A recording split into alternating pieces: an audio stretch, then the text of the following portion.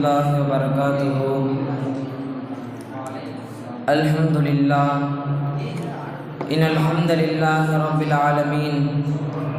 الصلاة والسلام على أشرف الأنبياء والمرسلين وآله وأصحابه وأهل بيته وأهل طاعتك عليهم أجمعين. أما بعد، فقد قال الله تعالى في محكم التنزيل بعد أعوذ بالله من الشيطان الرجيم بفضل بسم الله الرحمن الرحيم. إن الله لا يغير ما بقوم حتى يغير ما بأنفسهم. صدق الله العلي العظيم. وقال نبينا محمد صلى الله عليه وسلم: إنما الأعمال بالنيات وإنما لكل امرئ ما نوى. صدق رسول النبي الكريم ونحن على ذلك من الشاهدين والشاكرين والحمد لله رب العالمين. அல்லாஹ்வினுடைய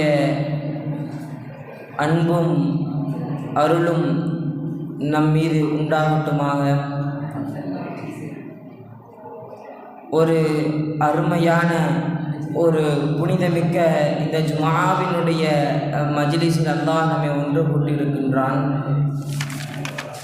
அதே போன்று நாளையில் ஜன்னத்துல் ஃபிர்தௌஸ் என்கின்ற உயர்ந்த சொர்க்கத்தில் நபிமார்கள் ஷுஹதாக்களோடு அல்லாஹ் நம்மை ஒன்று சேர்ப்பானாக. இன்றைக்கு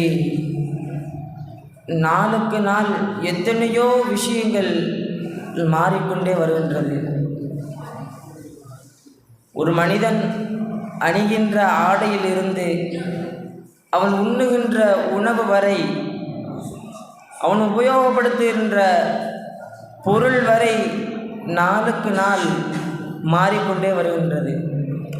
ஆனால் மாறாத ஒன்று இருக்குது என்று சொன்னால் அது விரல் விட்டு எண்ணுகின்ற அளவுக்கு மட்டும்தான் இருக்கும். அதுதான் இந்த முஅமின்கள் செய்யக்கூடிய இபாதத்.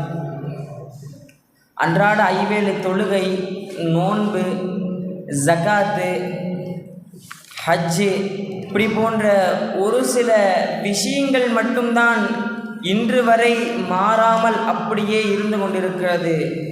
ஆனால் இதை செய்யக்கூடிய எத்தனையோ நபர்கள் மாறிவிட்டார்கள், செய்பவர்களும் குறைந்து விட்டார்கள். நாம் அன்றாட வாழங்களில் செய்யக்கூடிய நிகழ்வுகள் கூட இன்றைக்கு குறைந்து விட்டது. குறைந்திருந்தாலும் சுருங்கி விட்டது. தினசரி தொழுகக்கூடிய தொழுகை என்னவோ, ஒருத்தன் தொழுகிறான், அது எப்படின்னு பார்த்தா வாரத்தில் ஒரு ரவுண்டு, வருஷத்தில் 2 ரவுண்டு, இந்த மாதிரி வாரத்தில் தான் ஜும்மா மட்டும் தொழுவான். ஒரு சில குறிக்கோள் வச்சு திரிவாங்க.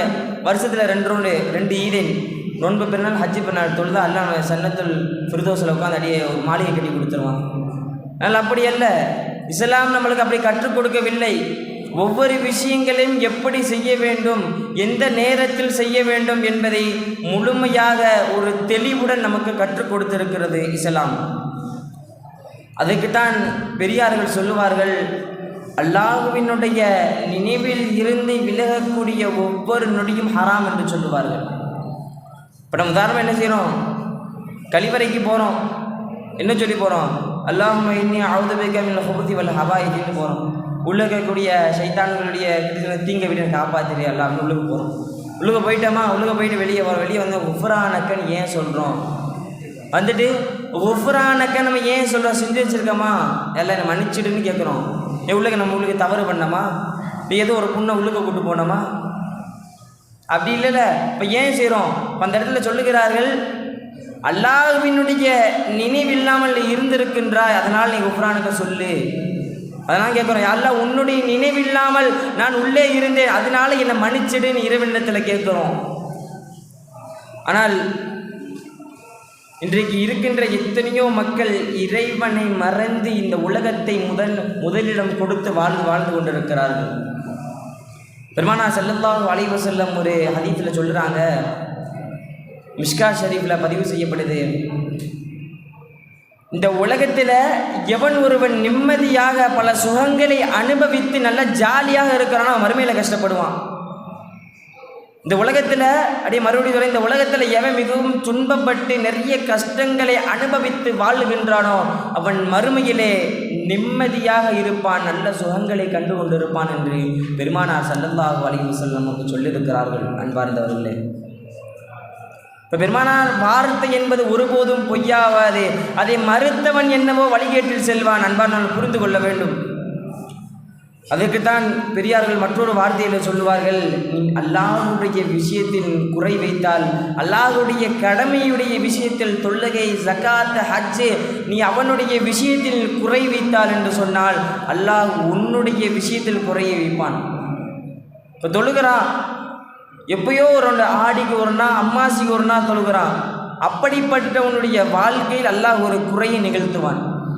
நீ என்னுடைய வாழ்க்கை, என்னுடைய கடமையான விஷயத்தில் நீ குறையா இருந்தல, அப்போ நான் உனக்கு கொடுக்கல, அப்போ உன்னுடைய வாழ்க்கையில் அல்லாஹ் குறையை காட்டுவான்.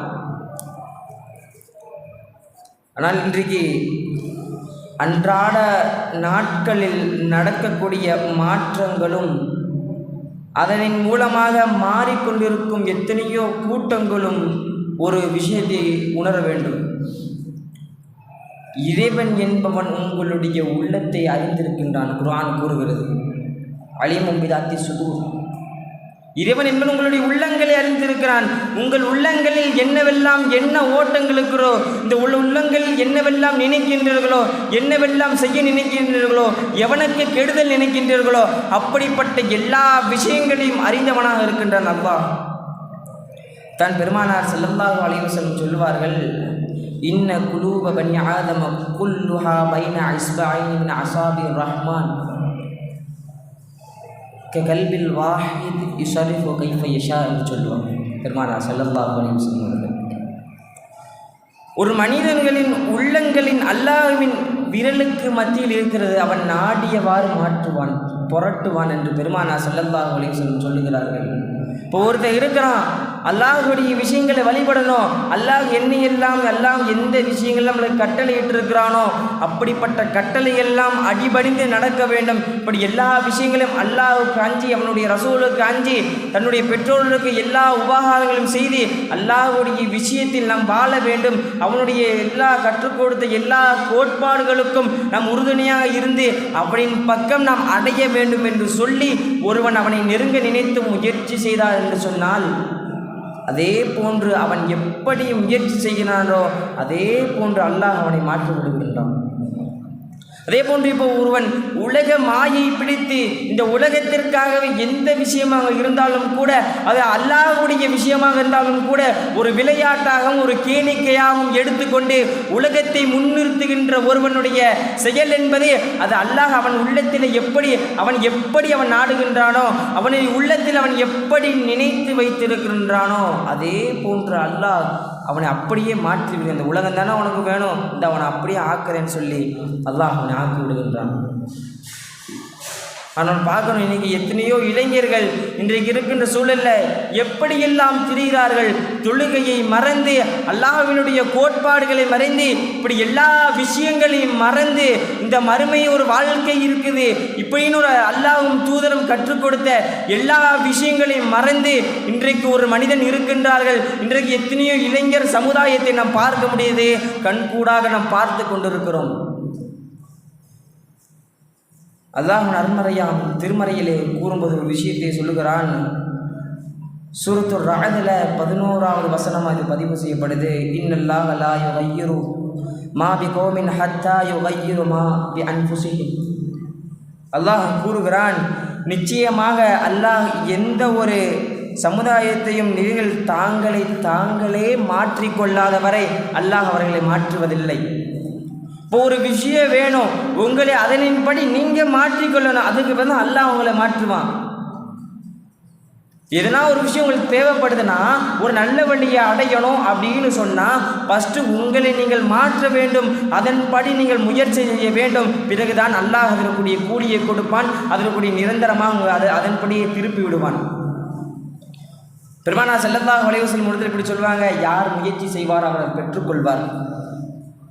இன்றைக்கு இருக்கின்ற எத்தனையோ கூட்டங்களில் எனக்கு எல்லாமே வேகமாக வேணும், எது செஞ்சாலும் எனக்கு வேகமாக கிடைக்கணும். ஒரு துவா செஞ்சாலும் கூட, இன்னும் நான் துவா செஞ்சேன் ரொம்ப நாளாக அதை கிடைக்கவே மாட்டேன்தே, துவா செஞ்சோன்னு இதை வந்து எனக்கு துவா செஞ்ச ஸ்பாட்டில் எனக்கு ரிஃப்ளெக்ட் ஆகணும்னு நினைக்கிறேன். அது அப்படி ஆகாது. அன்னை ஃபாத்திமா ரலியல்லாஹு அன்ஹா, பெருமானுடைய அன்பு மகள் ஃபாத்திமா, அவங்களுடைய பெருமானார் ஸல்லல்லாஹு அலைஹி வஸல்லம் மக்காவில் சஜ்ஜா நிலையில் இருக்கிறாங்க. மக்கத்து காபிர்கள் எல்லாம் என்ன செய்கிறாங்க, ஒட்டக கழிவத்துக்கு முதுகில் போடுறாங்க. போட்ட உடனே அவங்க மகள் ஃபாத்திமா பார்த்து விட்டு அந்த ஒட்டக கழிவெல்லாம் நீக்கி விட்டு சொல்லுகிறார்கள், அந்த காபிர்களை பார்த்து சொல்லுகிறார்கள், யா அல்லாஹ், என்னுடைய தந்தையை இப்படி ஆக்கியவரை அழித்து விடு என்று சொல்லி துவா செய்தார்கள். அந்த துவா எப்போ ரிஃப்ளெக்ட் ஆச்சுன்னு தெரியுமா? பத்ரு போரில் அந்த துவா ரிஃப்ளெக்ட் ஆகுது. அன்றைக்கு பெருமானார் ஸல்லல்லாஹு அலைஹி வஸல்லம் அவர்கள் முதுகில் ஒட்டக கழிவெல்லாம் எரிந்தவர்களுடைய அனைத்து நபர்களும் பத்ரில் கொல்லப்படுகிறார்கள். எப்போ செஞ்சாங்க? இப்போ ஃபாத்திமா 7 வயதோ என்னவோ, 7 8 ஏதோ ஒரு வயது, அப்போ செஞ்ச துவா பத்ரு போரில் ரிஃப்ளெக்ட் ஆகுது. அப்போ இன்றைக்கு இருங்க எத்தனையோ நபர்களை பார்க்குறோம். பெரியார் ஒரு வயோதிகர்கள் எல்லாம் இருக்கிறார்கள். துவா செஞ்ச உடனே பார்க்குறது, எனக்கு துவா செஞ்ச உடனே வரமாட்டேன். எப்படி நம் என்ன ஒரு முயற்சி செய்தாலும் முயற்சிக்குரிய கூலி என்பது உடனே கிடைத்து விடாது. ஆரம்பத்தில் முயற்சி, தொடர்ச்சி, பயிற்சி, மகிழ்ச்சி. ஃபஸ்ட்டு முயற்சி செய்யணும், அதற்குரிய நம்முடைய எல்லா எஃபெக்டையும் போடணும். எஃபெக்ட் போட்டு வெட்டி இந்த எஃபெக்ட் தொடர்ச்சியாக வரணும். தொடர்ச்சியாக வந்த வெட்டி அதற்குரிய பயிற்சி எடுக்கணும். இதெல்லாம் எடுத்து முடிச்சியா பிறகு உன மகிழ்ச்சி தான், கவலைப்படாத. இப்படி எல்லாம் செய்த பிறகுதான் ஒருவன் நிரந்தரமாக ஒரு சுகத்தை அனுபவிக்க முடியும். எதையுமே செய்யாமல் எனக்கு வேணும்னா எப்படி கிடைக்கும்? கொஞ்சம் யோசிச்சு பாருங்க. எதையுமே நான் செய்ய மாட்டேன், ஆனால் இது மட்டும் எனக்கு வேணும்னா அது எப்படி கிடைக்கும்? கொஞ்சம் இது செய்யணுமா இல்லையா? தான் இன்றைக்கு இருக்கின்ற ஒவ்வொரு மனிதர்களும் அல்லாஹ்வினுடைய விஷயத்தில் அலட்சியமாக இருந்து கொண்டிருக்கிறார்கள். பெருமானார் ஸல்லல்லாஹு அலைஹி வஸல்லம் சொன்னார்கள், ஒரு ஹதீஸில் எப்படி சொல்வார்கள், உமர் ரலியல்லாஹு அன்ஹு அறிவிக்கின்றார்கள், நிச்சயமாக செயல்கள் அனைத்தும் எண்ணங்களை கொண்டே இருக்கின்றது. மிஸ்காத்தினுடைய ஆரம்ப ஹதீஸ், இன்னமல் ஆமாலு பின்னிய்யாத், நிச்சயமாக செயல்கள் அனைத்தும் எண்ணங்களை கொண்டே அமையும். சொல்லிட்டு சொல்கிறாங்க, ஒருவன் அல்லாஹ்வையும் ரசூலையும் நாடி பயணிக்கிறான் என்று சொன்னால் அவன் அல்லாஹ் ரசூலுக்கு கிடைச்சிருவாங்க. அதே ஒரு பெண்ணை நாடி இந்த உலக மோகத்திற்காக ஒருவன் பயணிக்கிறான் என்று சொன்னால் அவனுக்கு அதுவும் கிடைக்கும் என்று சொல்வார்கள். வரலாற்றில் ஒரு நிகழ்வு எழுதப்படுது.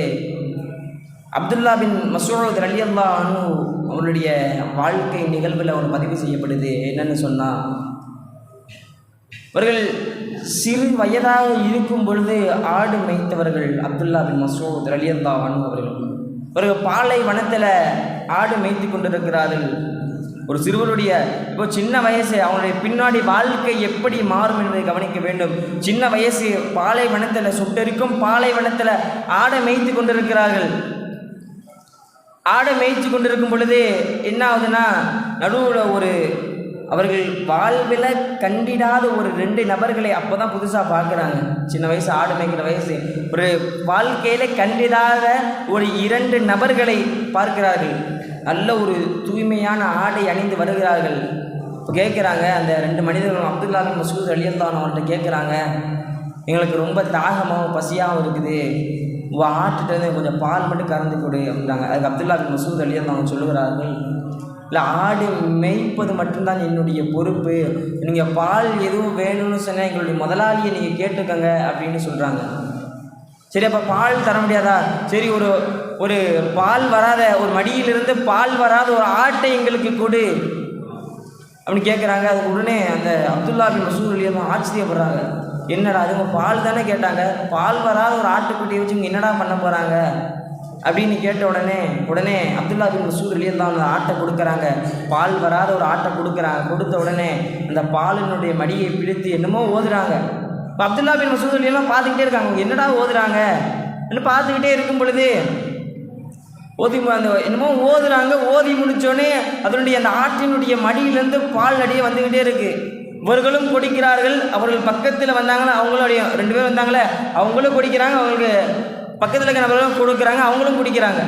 இது குடிச்சிருக்கும் போதே பிறகு அந்த ஆட்டை கொடுத்து விட்டார்கள். கொடுத்து விட்டு அந்த அப்துல்லா பின் மசூத் எல்லாம் கேட்குறாங்க, இல்லை நீங்கள் எப்படி ஒரு ஆட்டின் மடியிலிருந்து பால் வராத ஒரு ஆட்டை நான் உங்களுக்கு கொடுத்தேன், அது எப்படி நீங்கள் என்னமோ ஒன்று ஓதுனீங்களே, அதை எனக்கு கற்றுக் கொடுங்க. அதற்கு அவங்க சொன்னார்களாம், நீ பிற்காலத்தில் நிறைய பேருக்கு பாடம் கற்றுக் கொடுக்கக்கூடிய ஒரு ஆசிரியராக நீ வருவ என்று ஒருவர் சொல்லுகிறார்கள். அதை சொன்னது வேறு யாரும் இல்லை, முஹம்மது நபி ஸல்லல்லாஹு அலைஹி வஸல்லம் அவர்களும் அவர்களுடைய தோழரான அபூபக்கர் சித்தீக் ரலியல்லாஹு அன்ஹு 2 நபர்கள் தான். 2 நபர்களை தான் அவங்க ஆரம்பத்தில் புதுசாக பார்க்காங்க. அவங்க 2 நபர்களைத்தான் பார்த்தார்கள். பிறகு பெருமானார் ஸல்லல்லாஹு அலைஹி வஸல்லம் சொன்னதை போன்று சொன்னார்கள், நீ பின்னாடி ஒரு மிக சிறந்த ஒரு ஆசிரியராக வருவப்பா அப்படின்னு சொன்னாங்க. எந்த அளவிற்கு என்றால், பிறகு சொல்லுகிறார்கள், பெருமானார் ஸல்லல்லாஹு அலைஹி வஸல்லம் அப்துல்லா பின் மசூத் ரலியல்லாஹு அன்ஹு அவர்கள் விஷயத்தை சொல்லுகிறார்கள், குர்ஆன் எப்படி இறங்கியதோ அதன் முறைப்படி ஓத வேண்டும் என்று சொன்னால் அப்துல்லா பின் மசூத் ரலியல்லாஹு அன்ஹு அவர்களை போய் தேடி பிடிங்கள் என்று சொன்னார்கள் பெருமானார் ஸல்லல்லாஹு அலைஹி வஸல்லம் அவர்கள். இப்போ நான் பார்க்குறோம், சின்ன வயசுலேருந்து ஆடு மேய்த்த ஒருவர் ஆடு மேய்த்து அவர்கள் பார்த்த ஒரு வியப்பை கண்டு தன்னுடைய முயற்சியை அவர்களுக்கு பின்னால் போட்டு பிறகு தேடி அவள் வாலிபம், சிறு வயது கழியுது, வாலிபம் பருவம் செல்கிறது. வாலிபத்தில் பெருமானாருடைய கரத்தை பிடித்து இஸ்லாத்தை ஏற்கிறார்கள். இஸ்லாத்தை ஏற்ற பிறகு நபி பெருமானார் ஸல்லல்லாஹு அலைஹி வஸல்லம் அவர்களிடத்தில் எத்தனையோ விஷயங்களை கற்கிறார்கள். கற்று இந்த உம்மத்திற்கு எடுத்து சொல்கிறார்கள். எடுத்து சொல்ல இன்றைக்கு வரலாறுகளில் அப்துல்லா பின் மசூத் என்று சொன்னார்களே, அவருடைய பெயர்களை அழிக்க முடியாத ஒரு வரலாறாக இன்று வரை அவர்கள் வரலாறு நிலைத்திருக்கிறது. சுப்ஹானல்லாஹ், நினைத்து பார்க்க வேண்டும்.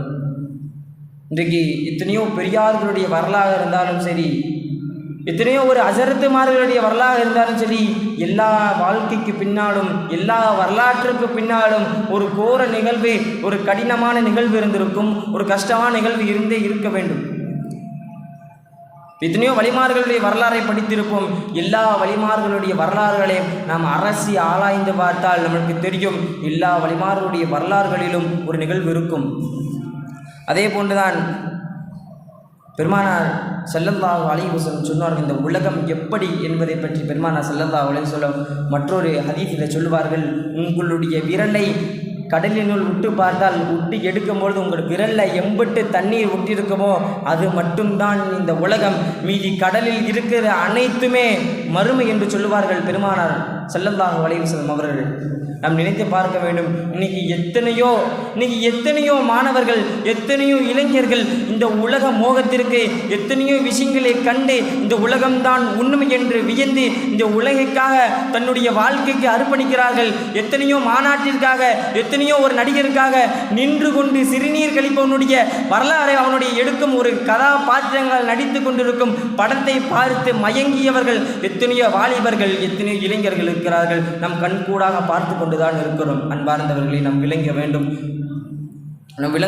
எத்தனையோ இந்த உலகம் என்பது உண்மையானதல்ல. திங்கிறது, தங்கிறது, தூங்கிறது, இதுதான் இந்த உலகம். வேற எதுவுமே இந்த உலகம் என்பது கிடையாது. நமக்குன்னு ஒரு வாழ்க்கை இருக்குது. அதுதான் நிஜம், அதுதான் அழியாத வாழ்க்கை, அதுதான் உண்மையான வாழ்க்கை, அதுதான் பெருமானார் ஸல்லல்லாஹு அலைஹி வஸல்லம் அவர்கள் முழுக்க கற்றுக் கொடுத்த வார்த்தை. இப்படி எத்தனையோ நிகழ்வுகள் இருந்தாலும், எத்தனையோ வார்த்தைகள் பெருமானார் ஸல்லல்லாஹு அலைஹி வஸல்லம் கற்றுக் கொடுத்தாலும், இப்படி எல்லா விஷயங்களையும் கற்றுக் கொடுத்த பிறகும் இன்றைக்கு எத்தனையோ வாலிபர்கள் இதை மறுக்கக்கூடியவங்க இருக்கிறார்கள் இந்த உலகத்தில். ஆக அன்பார்ந்த நம்ம அப்படி ஒருபோதும் நம்மளை அப்படி ஆயிடக்கூடாது. அதை விட்டு அல்லாஹ் நம்மளை காப்பாற்றுவானாங்க. நம்ம என்னவெல்லாம் இறைவனிடத்தில் துஆ கேட்டோமோ அதையெல்லாம் நம்ம அல்லாஹ் ஏற்றுக்கொள்வானாங்க. இந்த உலக மோகத்தை விட்டு அல்லாஹ் காப்பாற்றுவானாக. பெண்ணை விட்டு பெண்ணுடைய வசீகரத்தை விட்டு அல்லாஹ் காப்பாற்றுவானாக. இந்த உலகத்திற்கு எல்லா விஷயங்களை விட்டு அல்லாஹ் நம்மை காப்பாற்றுவானாக. இரண்டாவதாக பெருமானார் ஸல்லல்லாஹு அலைஹி வஸல்லம் எத்தனையோ விஷயங்கள் சொல்லி காட்டிருக்கிறார்கள். அதில் ஒரு விஷயம், இந்த உலகத்தில் எல்லாருக்கும் ஒரு 2 அற்கொடை கொடுக்கப்படும். ஒன்று, இந்த உலகத்தில் இருக்க எல்லா மக்களுக்கும் ஒரு அற்கொடை கொடுக்கப்படும். ஒன்று செல்வம், இன்னொன்று ஒரு தம்பதியர்களுக்கு மட்டும், கணவன் மனைவிகளுக்கு மட்டும் கொடுக்கப்படுகின்ற ஒரு செல்வம், அதுதான் குழந்தை. இந்த குழந்தை வளர்ப்பை பற்றி எப்படி வளர்க்கணும், எந்த ரீதியில் வளர்க்கணும் என்று பெருமானார் ஸல்லல்லாஹு அலைஹி வஸல்லம் கற்றுக் கொடுத்திருக்கிறார்கள்.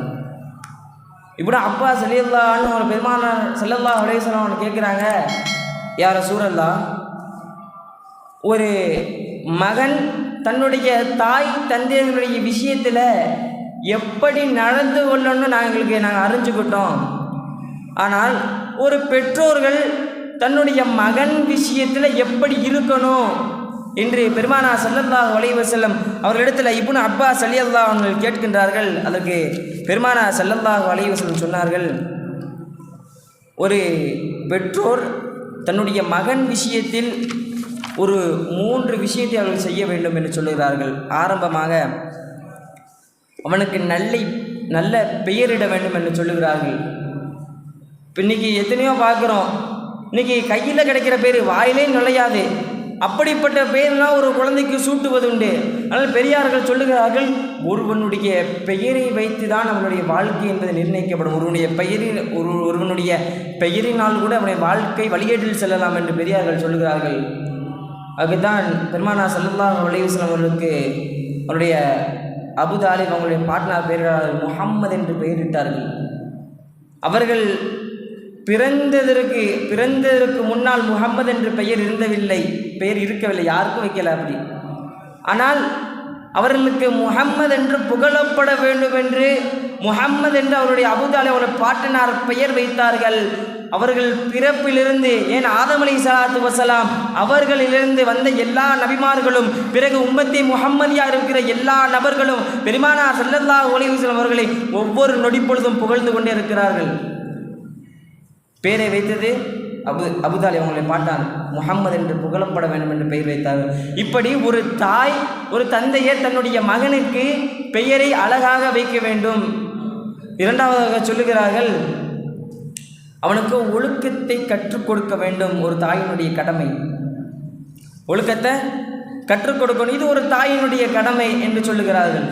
இன்றைக்கு பார்க்குறோம், நாம் பட்டிமன்றத்தை கூட பார்த்துருப்போம்.